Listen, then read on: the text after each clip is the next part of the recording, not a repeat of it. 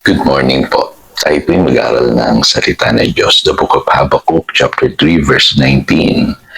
Ang Panginoong Yahweh ang sa akin nagpapalakas tulad ng usa. Tiyak ang aking mga hakbang, inaalalayan niya ako sa mga kabundukan. Make your steps firm. By the way, si Pastor Jojo po ay nasa overseas ngayon, kaya kung makikita nyo, iba po yung aking background. At sa conclusion po ng ating pag-aaral ngayon ay masasabi natin hindi lang pala basta-basta natin sasabihin yung Romans chapter 8 verse 28, all things work together for good. At yung kadalasang naririnig ko na laging kinukot ng maraming Kristiyano yung in everything give thanks. Kasi sa buhay po natin may mga pangyayari talaga na nasusunod natin ng Diyos at minsan naman ay hindi. Kaya po, minsan po ang ating mga plano po at yung mga bagay na ginugusto natin sa buhay na ito ay hindi nangyayari. Ngayon, napakaganda po ng pangako itong verse na binasa natin. Ang Panginoong Yahweh po, ang ating Diyos, ang pwedeng magpalakas sa atin at bigyan tayo ng mga matitibay na hakbang, firm steps, At ang pangako po ng Psalm 37 verse 23, sabi diyan, if the Lord delights in a man's ways, He make his steps firm. So, ganun pala. Kailangan po, unang-una ay ma-delight ang Lord sa ating mga buhay. Kaya, minsan po, yung mga pangyayaring nagaganap sa ating buhay, kaya minsan nakaka-experience tayo na hindi maganda, dahil po yan, sa hindi natin dinidelight ang Lord sa ating mga ginagawa. Pangalawa po, napakahalaga po nung righteousness. Kasi sabi po sa Psalm 85 verse 13, righteousness goes before him and prepares the ways for his steps. So, ibig sabihin po, meron po palang role, ang katuwiran, Kaya tayong mga Christian, lagi nating iisipin kung tayo ba ay sumusunod talaga sa Panginoon. Pansinin niyo po, pagka tayo nagpapasaway, nagiging mahirap ang ating buhay.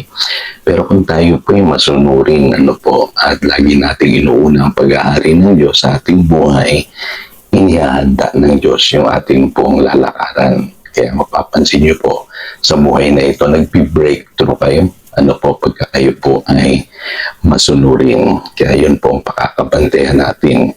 Pangatlo po, lagi dapat tayong mag-iisip, maging maingat po tayo at mapagbantay. May mga tao po kasi na kahit ano na lang ang maisip nila, gagawin nila.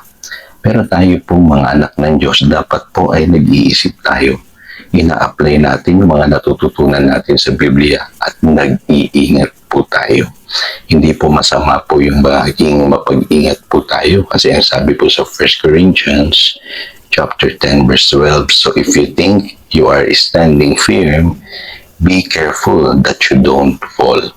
Maging mga unang Kristiyano, pinapaalalahanan po ni St. Paul na dapat maging maingat sila at mapagbantay. Ngayon, kung pag-aaralan po natin, ang Lord, tutulungan niya tayo. Andyan po yung kanyang paggamay at palalakasin niya tayo. Kaya lang kailangan po, makikooperate po tayo sa kanyang mabuting plano sa ating buhay. So tayo po'y manalangin. Dakilang Diyos, salamat sa isang umaga na naman na kami po ay pinaalalahanan ng iyong salita.